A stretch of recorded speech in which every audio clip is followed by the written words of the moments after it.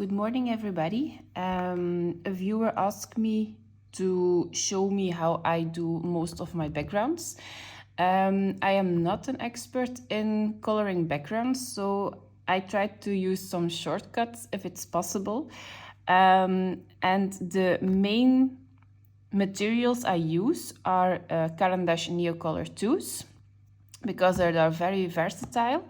And the one I actually use the most are soft gel crayons. So I'm going to show you how you can do a simple, great and easy background with just something that costs 15 euros. So I think it's like $17, $18 if I'm not mistaken. So what are you going to need? So you have to use gel crayons, of course, so you can use any brand you want. It's like a dupe of a Faber-Castell gelato, but unfortunately here in Europe I cannot get my hands on those unless I have to pay a lot for them. So I went to our local store for art supplies. They asked the company of Faber-Castell if they can order it, but unfortunately they can't get their hands on it, only the pens and the pencils. So very strange, but yeah, it is what it is. And I saw these on Lucy Just Adds Color on her channel, and she said it was a great duplicate, so I bought these. You also need I use this. It's like a makeup brush, but I don't know how else you can do it. I tried it with cotton pads. It's also possible, but it's a little bit more difficult. And this is like a smaller brush, a stencil brush. I haven't used this one, but I hope I can do finer work with this stencil brush. It is very soft. This also, so something soft. It was like 6 euros or something. It was very cheap. You also need an electric eraser. I used the Derwent one because that one was available. I use like this with some circles in it. You don't need this if you don't have it. You can also do it free-handed, or you can draw in some circles and erase them afterwards. So I use this. Then you need a palette. You can use the Caran d'Ache palette. This is just a plain cutting board from the kitchen. Like you see, I use this one a lot. It doesn't have to be expensive. I just use this. And of course you need a coloring book where you want to add the background to. I'm going to work in Seasons by Hannah Carlson. And I am doing a double page spread with a lovely woman on YouTube. She is also from Belgium, so it is fun to communicate in the language you're speaking. So perfect. So I'm going to show you how I am doing, how I'm planned to do the background. So we are working on this double page spread, and like you see, you have quite a lot of background, and doing it with pencil, for me it's hell. I like coloring pencils, but I like mixed media. So that means I try to use a lot of media, whatever is the most simple to use. So what I did on this page already was basing it with water-based markers. And then I have a feeling of where the colors have to be on the page. And then I can pick the color I want to do the background with. So I have a lot of greens, so I'm not going to use green. I have a little bit of purple. Orange is here too dominant, so I think I'm going to try purple or blue. So I think I'm going to use blue because here we have a lot of purple and it's going to be green as well. No idea which green, so that's the reason why I left this open. So I think I'm going to go from a lighter blue to a darker blue. It's very dark today and it's quite early in the morning, so I added a little light. I'm not a professional YouTube colorist. This is not the way you have to use these materials. I'm just showing you how I do this background and which materials I use in Europe, because you guys, you most are from like America or something, or from the UK, and the problem is that I cannot get my hands on all the materials you guys are using, so I have to be creative and try to see which materials are available in Belgium. So the first thing I'm going to do is pick my colors. Mostly I try to use 2 or 3 colors, not more, because the tooth of the paper cannot handle a lot of layering, at least in the Hannah Carlson books. I don't know in the other books. So these are the colors I have. So I think I'm going to use the lightest blue, and I think I'm going to use this one, because this color matches this color of the duck. So I'm going to try to use these. You have 2 options. You can use the crayon and do it like this on the brush, and then go over it on the page. But I found this is very like lipstick texture, and I think that if you do this, you have a little bit of residue, like pieces of the lipstick sticking on the brush, and then you get streaking. So what I am doing, I am just putting this on the palette and then picking it up with the brush. Then you have a little bit more of an even coverage. That's my opinion. You don't have to do it if you don't have a board, just do it on the brush. I'm going to use quite a bit because we have not a small background. You can always add some extra. So that's it. Then you take your brush and you just go in. And then you have like mostly an even coverage on the brush. Just check that you don't have little pieces on it, because it gives you some streaking. Okay.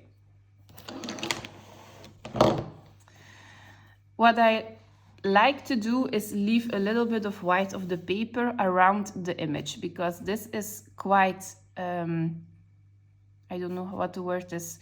It's not small. So if you go too close to the image, you're going to add color on top of the image. You can erase this for like 70%. So that's the reason why you need the electric eraser. You can erase it, but I try to avoid the image as most as I can. So what I'm going to do is just take the brush. I'm going to start at the light top of the page because I am right-handed. Okay, so what I'm going to do is try to go very softly. You can always add some extra color to the page. And I'm going to add some color to the page. It doesn't matter if you're not very close to the image.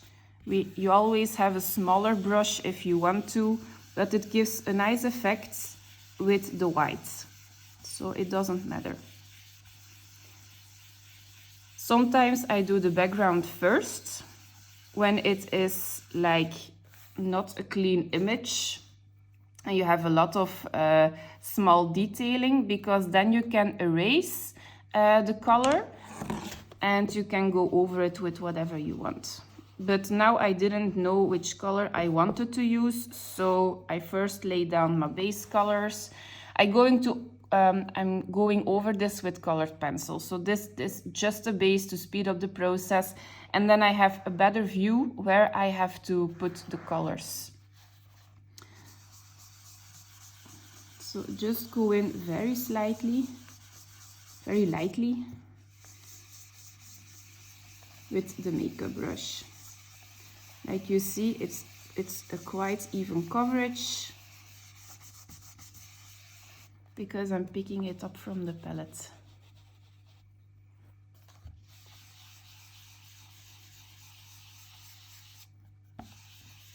Because I'm using quite a light touch,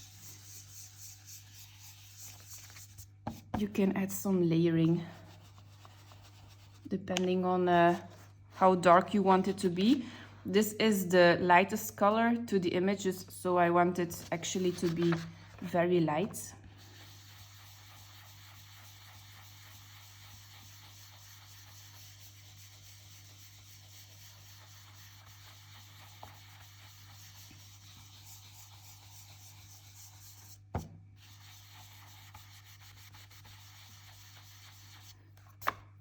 Like this. I'm going to speed up the rest of the light blue, and I will see you back when I add the darkest color.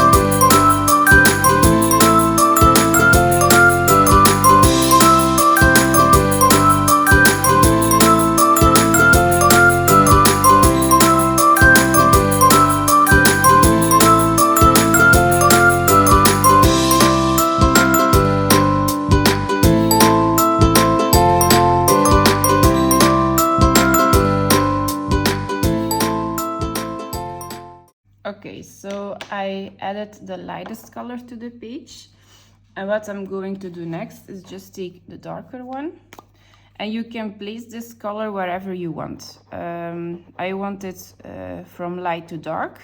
You can always choose to do like a spot in light, a spot in blue, and mix it all together.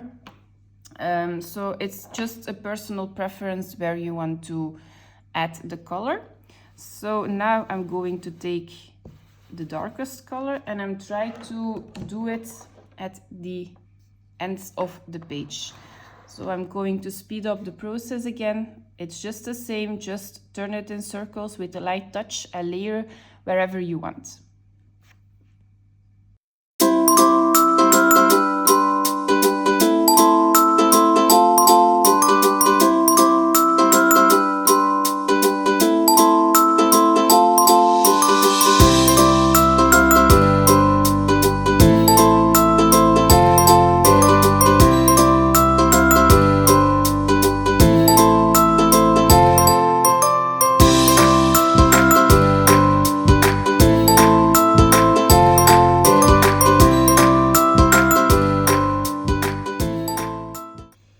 So it's now it's looking like this. If you want to, you can use a third color and darken up the edges. That gives it a little bit more of an effect. So I'm going to try to do it. It also depends on which paper you're using, because you are filling the tooth of the paper.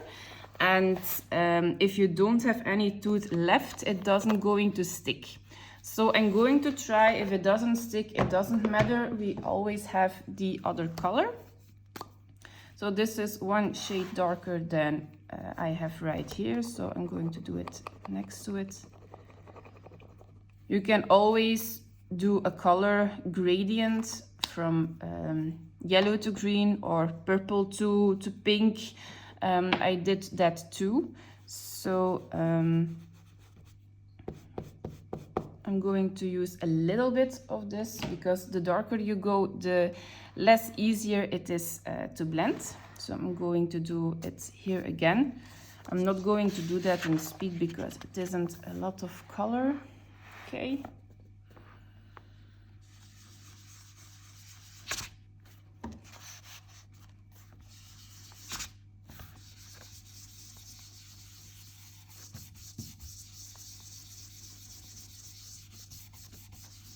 It still sticks, so that's good. I'm not going to use it over here because I don't have a lot of space. So it's just in the corners where you have room for 3 colors. Of course, you can do whatever you want, but this is how I am doing it. So I'm going to do it a little bit over here in the middle.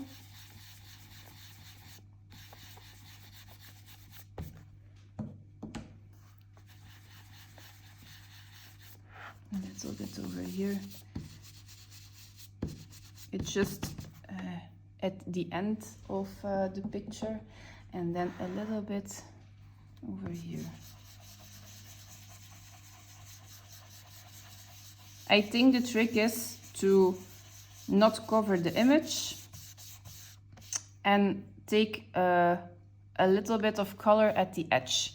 So the edge has to be, you don't have to see any white at the edge unless like this the image is very close, so that doesn't matter. But like this, if there are some white spots here, the effect is going to be not as great. Right over here the image is very close, so it doesn't matter. Like the duck is like glowing, so that's actually the thing I'm going for. So you see, it's very, very easy.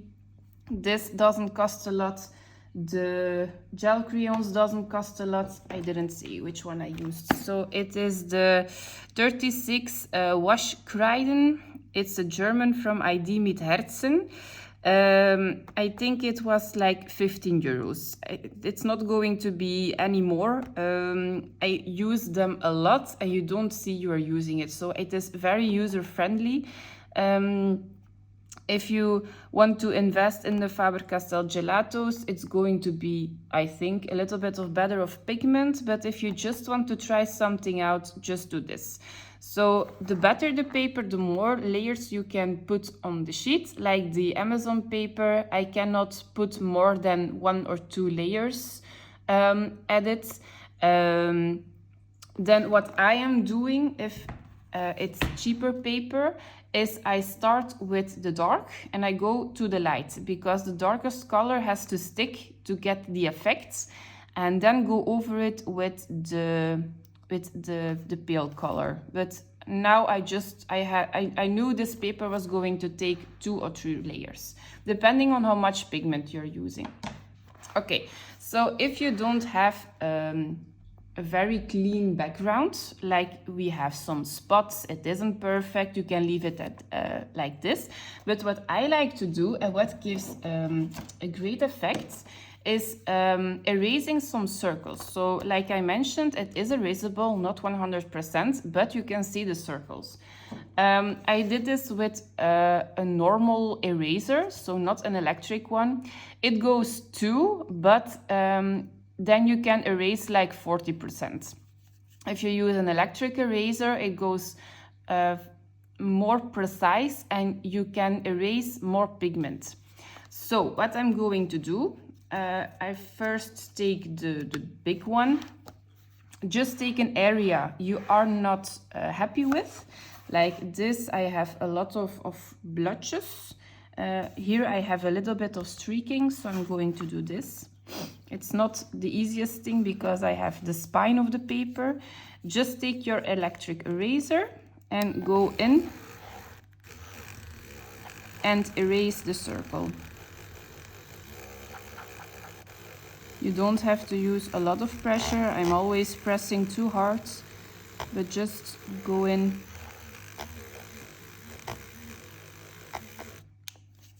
Like this.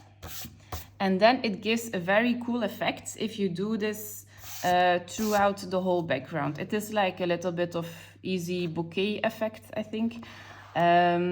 So I'm going to do it over here as well. You can erase as many circles as you want, depending on the image and your preference. But if you will see my completed pages at the end of the month, I use this a lot. The circles are actually something I did because I made a lot of mistakes. Okay, maybe stone here. You can also put the circle at the image itself if you're not happy with how it looks. It doesn't have to be all very precise like this. It gives a great effect. Okay.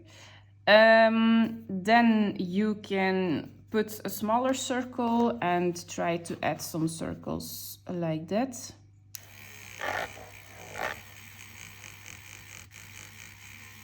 So the more different sizes you have, the greater the background. I can also do it right here. It's very, very easy, like this. Then you can use a smaller one. You can layer them on top of each other. You're going to see that as well, like this. It gives a great effect.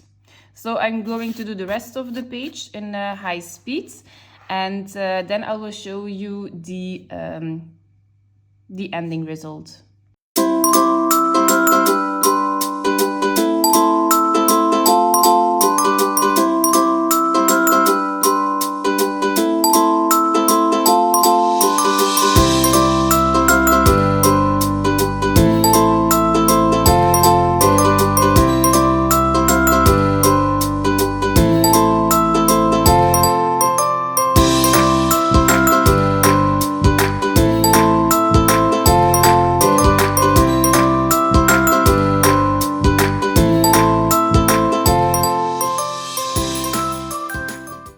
Like this. I'm quite happy with it. I think it is a very effective background with cheap materials, not a lot of time. I think this took me 15 minutes, I think. If I do it without talking, it takes me less than 10 minutes. So it is a great way to add some backgrounds. You can also do this with soft pastels. So it's the same principle. So instead of using the soft gel crayons, you add the soft pastels and then erase some circles. Soft pastels are more erasable than the soft gel crayons, but the effect is going to be the same. So I hope you enjoyed this tutorial. If you have any questions or you want any links of products I used, I will try to find them because it is a long time since I bought these crayons, but I think they're still available. So I will see you in the next one. If you like this video, give it a thumbs up so other colorists can watch this one as well and learn to do some easy background too. Take care. Bye bye.